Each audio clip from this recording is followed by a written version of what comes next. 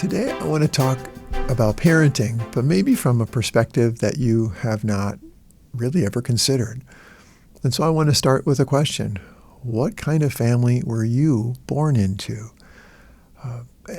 Just to give you a little bit of backstory, in 1897, over 120 years ago, a social psychologist, James Baldwin, wrote Social and Ethical Interpretations in Mental Development, a Study in Social Psychology. It's a long title for a book, but I think the content was really fascinating, especially for that time.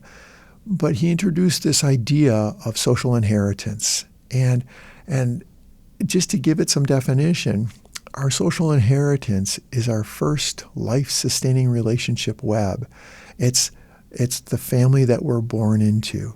And all of us are born into a family that falls somewhere on this continuum of security, from rich to impoverished, in three major areas. And I want to talk a little bit about those three areas and just give some thought for you, or invite you to give some thought to why this might be important for you. So the areas are social, psychological, and economic. So imagine a family where a child is born into the family that perhaps has a really rich social inheritance. Now that means that there's this large group of grandparents and aunts and uncles or siblings that are waiting for that moment and are there to support the parent, the mom or dad or both, in inviting that child, you, into this world. And that's sustained because over the next weeks, months, and years, the parents have somebody to watch their kids when they need a break.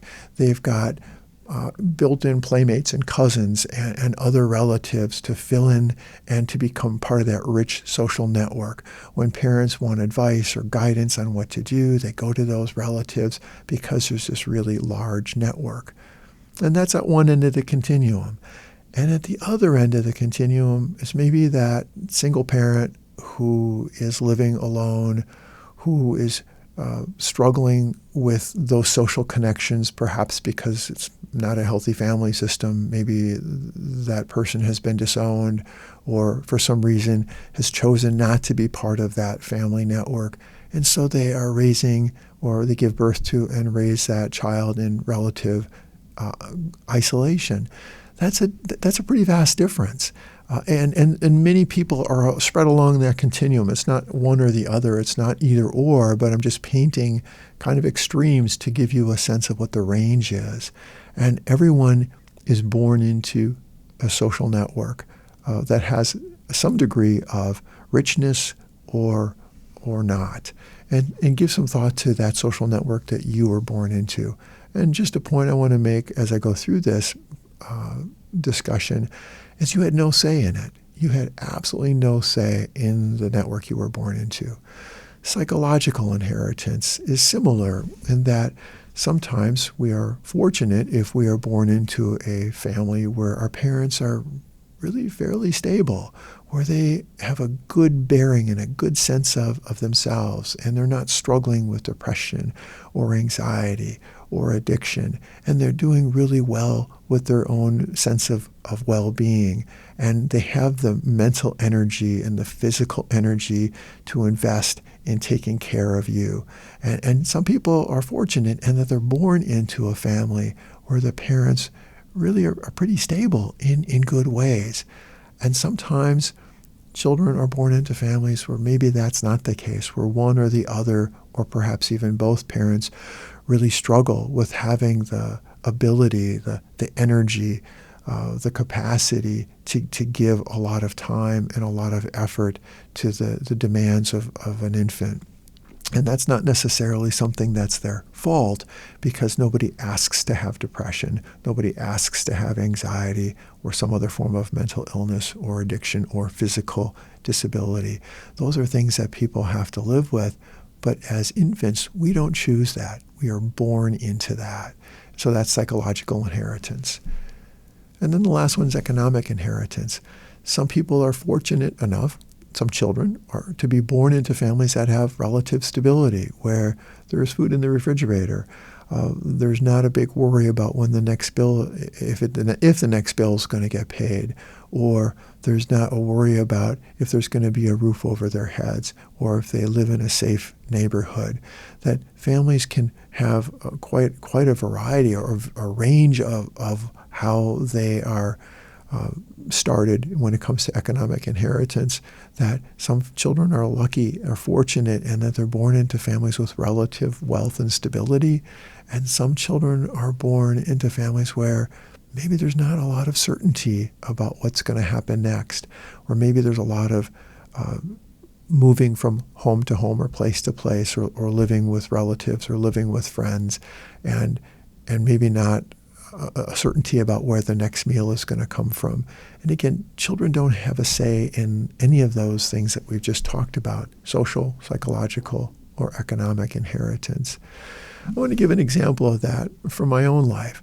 My parents were both raised during the Great Depression in the 1930s, and I can remember my mom talking with her brothers about how they would have to walk along the railroad tracks in the neighborhood they lived in to find coal that had come off of the steam engines. And they would use that coal to help heat their home. Something that today we would never think about, because our heat may come to our homes in a different way. We certainly worry about the price of fuel today and gas and however we heat our homes, but it wasn't something that children had to worry about. Our children generally. And for my mom as a young girl, having to carry a coal bucket looking for coal on the railroad tracks during the Great Depression really left an impression for me. But when I think about my parents and their own attitude about money and about savings and about economic stability, I think it would be accurate to describe my parents as very frugal and penny pinchers, and always making sure that they had enough for just in case, for that rainy day. And I have to believe that their early life experiences, living their first decade of life in a really stressful economic time in this country, probably left a pretty big impression on them. And that was part of their social inheritance, and as a result, part of mine, that I probably, as an adult, have become more conservative or thoughtful about how I make my investments and spend money, because I know that sometimes people don't have any. So give some thought to your own social inheritance. Take a moment to consider your own origin story regarding social inheritance. Some of us were more fortunate than others. Again, we had little or no say in our beginnings, but there's great news. Each day in my work, I experience families who may have had a rough origin story, but because of their determination and resilience, they want to change. Remember Maya Angelou's words: do the best you can until you know better. Then, when you know better, do better. It is the greatest gift a parent can give to their children and future generations, to make changes to become a more effective parent. As a bonus, it is also much more joyful and rewarding. Thank you for tuning in and listening to this parenting topic. I hope that this information added to your growing toolbox for parenting your child or your children. Please consider exploring other topics in this series. Remember, no one parenting tool can do everything. We need many tools to become the best parents for our children. Your children's future depends on you and the time and effort you invest in them today.